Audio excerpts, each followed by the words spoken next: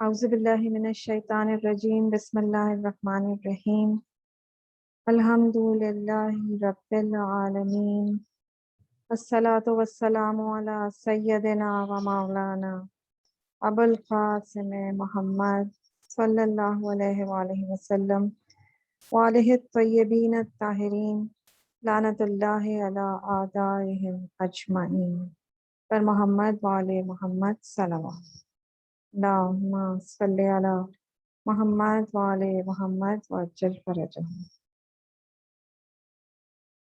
ختمی مرتبت حضرت پیغمبر اسلام صلی اللہ علیہ وآلہ وسلم کے بعد 11ویں امام حضرت ابو محمد حسن بن علی العسکری سامرہ میں پیدا ہوئے۔ آپ سامرہ کے عسکر نامی محلے میں پیدا ہوئے، اس لیے آپ کو عسکری کہا جاتا ہے۔ آپ کے دوسرے مشہور القاب ذکی و نقی ہیں اور ابو محمد آپ کی کنیت ہے۔ جس وقت آپ 22 سال کے تھے اس وقت آپ کے والد امام علی نقی علیہ السلام کو شہید کیا گیا۔ آپ نے 6 سال امامت فرمائی اور آپ نے صرف 28 سال عمر پائی اور پھر آپ شہید کر دیے گئے۔ آپ کے اکلوتے فرزند، خدا کی آخری حجت اور سلسلہ رہبری کی آخری کڑی حضرت حجت بن حسن المہدی ہماری جانیں ان کے خاک قدم پڑنے سار ہمارے امام زمانہ علیہ السلام ہیں۔ آپ کا وجود غیبت کے پردوں سے نور افشانی کر رہا ہے۔ جس وقت خدا کا حکم ہوگا آپ ظہور فرمائیں گے، زمین کو ظلم و جور، ظالم و جابر سے پاک فرما کر ساری دنیا میں عدل و انصاف قائم کریں گے۔ امام حسن عسکری علیہ السلام کی عمر پریشانیوں اور تکالیف اٹھاتے ہوئے گزری۔ آپ اپنے آباء و اجداد کی طرح خلفاء کی آنکھوں میں کھٹکتے رہے۔ آپ مہتدی کی حکومت میں قید خانے میں قید کیے گئے۔ اس نے اپنے 2 بہت ظالم اور بے رحم کارندے امام پر معین کر دیے تاکہ وہ امام سے سختی سے پیش آئیں، لیکن یہ افراد امام کی عبادت سے بہت زیادہ متاثر ہو گئے۔ دوسری مرتبہ امام علیہ السلام کو نہریر کے قید خانے میں قید کیا گیا۔ یہ ستمگر امام علیہ السلام کو بہت زیادہ اذیتیں دیتا تھا۔ نہریر کی زوجہ نے اس سے کہا، خدا سے ڈرو، تم نہیں جانتے کہ تمہارے گھر میں کون ہے۔ اس نے امام کی عبادت اور طرز زندگی کو بیان کیا اور کہا، تم جو اتنا ظلم کر رہے ہو، مجھے خود خوف ہے تمہارے بارے میں۔ نہریر نے کہا، خدا کی قسم میں ان کو درندوں کے درمیان ڈال دوں گا۔ جب اس نے اعلیٰ عہدیداروں سے اس بات کی اجازت حاصل کر لی تو امام کو درندوں کے درمیان ڈال دیا۔ اسے یقین تھا کہ درندے امام کو زندہ نہیں چھوڑیں گے، لیکن جب وہ امام کو دیکھنے آیا تو امام کو صحیح و سالم پایا۔ اس وقت امام علیہ السلام نماز میں مشغول تھے۔ امام علیہ السلام کے گرد درندے حلقہ بنائے ہوئے کھڑے تھے۔ اس نے دوبارہ حکم دیا کہ امام کو گھر واپس کر دیا جائے۔ امام علیہ السلام کے ساتھ خلفاء کا جو رویہ تھا اس کا سرسری ذکر ابھی کیا گیا۔ اس سے اس بات کا باقاعدہ اندازہ ہو جاتا ہے کہ امام حسن عسکری علیہ السلام کی زندگی کس قدر مشکلات اور پریشانیوں میں گھری ہوئی تھی۔ حکومتیں آپ پہ سخت نظر رکھتی تھیں، متعدد بار آپ کو قید کیا گیا۔ تاریخ یہ بھی بتاتی ہے کہ جس وقت آپ قید خانے میں نہ ہوتے اس وقت بھی آزاد نہ تھے۔ آپ سے ملاقات کرنے والوں پہ پہرے لگے ہوئے تھے۔ آپ سے ملنے والے ہر شخص پر باقاعدہ نظر رکھی جاتی تھی۔ امام علیہ السلام کا اخلاق اور معنوی کمالات ایسے تھے کہ دوست تو دوست، دشمنوں کو بھی اس کا اعتراف کرنا پڑتا تھا۔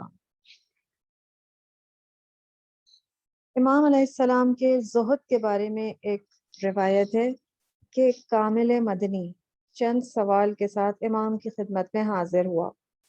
اس کا بیان ہے کہ جس وقت میں امام کی خدمت میں حاضر ہوا اس وقت امام نرم و نازک اور سفید رنگ کا کپڑا زیب تن کیے ہوئے تھے۔ میں نے اپنے آپ سے کہا کہ خدا کے ولی اور اس کے نمائندے اس قسم کا نرم و نازک لباس پہنتے ہیں اور ہمیں یہ تعلیم دیتے ہیں کہ ہم اپنے غریب بھائیوں جیسا لباس پہنیں اور ان کی دلجوئی کریں۔ امام علیہ السلام مسکرائے اور اپنی آستینوں کو اوپر اٹھایا۔ میں نے دیکھا کہ سیاہ رنگ کا کھردرا لباس پہنے ہوئے ہیں۔ اس وقت امام علیہ السلام نے فرمایا کہ اے کامل، یہ کھردرا لباس اللہ تعالیٰ کے لیے اور یہ نرم لباس تمہارے لیے ہے۔ آپ اپنے آباء و اجداد کی طرح امام حسن عسکری علیہ السلام آپ کو بھی بہت عبادت خدا سے خاص لگاؤ تھا۔ نماز کے وقت اپنے تمام کام چھوڑ دیتے تھے، کسی چیز کو نماز پر فوقیت نہیں دیتے تھے۔ ابو ہاشم جعفری کا بیان ہے کہ امام حسن عسکری علیہ السلام کی خدمت میں حاضر ہوا۔ اس وقت امام علیہ السلام کچھ لکھ رہے تھے کہ نماز کا وقت آ گیا۔ امام نے وہ تحریر الگ رکھ دی اور نماز کے لیے کھڑے ہو گئے۔ امام اس طرح عبادت فرماتے تھے کہ دوسرے دیکھ کر خدا کی یاد کرنے لگتے تھے۔ گمراہ اور منحرف افراد امام کی عبادت دیکھ کر راہ راست پر آ جاتے تھے۔ جس وقت امام صالح بن وصیف کے قید خانے میں تھے، بعض عباسیوں نے اس سے یہ مطالبہ کیا کہ وہ امام پر سختی کرے۔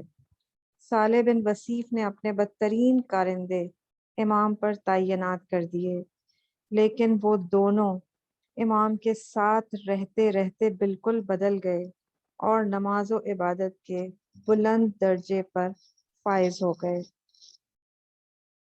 ابو حمزہ کا بیان ہے کہ میں نے بارہا دیکھا ہے کہ امام اپنے غلاموں جو مختلف نسل اور ملک کے تھے ان سے خود ان کی زبان میں گفتگو فرماتے تھے۔ مجھے یہ دیکھ کر بہت تعجب ہوا۔ میں نے اپنے آپ سے کہا کہ امام تو مدینے میں پیدا ہوئے ہیں اور اتنی زبانوں میں گفتگو فرماتے ہیں۔ امام نے میری طرف رخ کر کے ارشاد فرمایا، یقیناً خداوند عالم نے اپنی حجت کو ساری مخلوقات میں ممتاز قرار دیا ہے اور اسے ہر چیز کی معرفت عطا کی ہے۔ امام مختلف زبانوں، حسب و نسب اور رونما ہونے والے واقعات کا علم رکھتا ہے۔ اگر ایسا نہ ہو تو امام اور بقیہ لوگوں میں کیا فرق رہ جائے گا؟ امام علیہ السلام کے چند اقوال پیش خدمت ہیں۔ امام علیہ السلام فرماتے ہیں، اپنی زندگی میں معتدل روش اختیار کرو، اسراف اور افراط سے بچو۔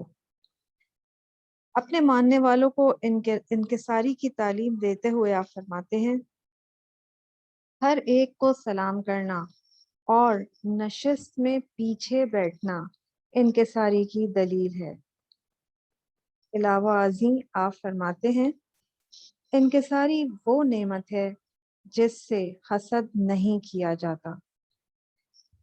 آپ نے فرمایا، جس نے اپنے بھائی کو تنہائی میں نصیحت کی اس نے اس کو عزت دی، اور جس نے دوسروں کے سامنے نصیحت کی اس نے اس کو بدنام کیا۔ ہم اپنے اخلاق اور اعمال کو کیسے تولیں، اس کے لیے امام علیہ السلام ایک آسان نسخہ بتا رہے ہیں کہ تمہارے اپنے ادب کے لیے اتنا بہت ہے کہ خود ان باتوں سے پرہیز کرو جو دوسروں سے ناپسند کرتے ہو۔ آپ فرماتے ہیں، تمام برائیاں ایک گھر میں بند ہیں اور جھوٹ اس کی کنجی ہے۔ آپ کے ایک اہم قول پر آج کی گفتگو کو اختتام کرتے ہیں۔ امام نے فرمایا، اللہ تعالیٰ کا قرب حاصل کرنا ایسا سفر ہے جو راتوں کو جاگے بغیر طے نہیں ہو سکتا۔ پر محمد وآل محمد صلوات اللہم صلی علی محمد وآل محمد وعجل فرجہم اجمعین۔ دعائے سلامتی امام زمانہ۔ بسم اللہ الرحمن الرحیم۔ اللہم کن ولیک الحجت ابن الحسن صلواتک علیہ وعلی آبائہ فی ہذہ الساعہ وفی کل ساعہ ولیا وحافظا وقائدا وناصرا ودلیلا وعینا حتی تسکنہ ارضک طوعا وتمتعہ فیہا طویلا برحمتک یا ارحم الراحمین۔ اللہم صلی علی محمد وعلی محمد وعجل فرجہم۔ اجتماع سے دعا۔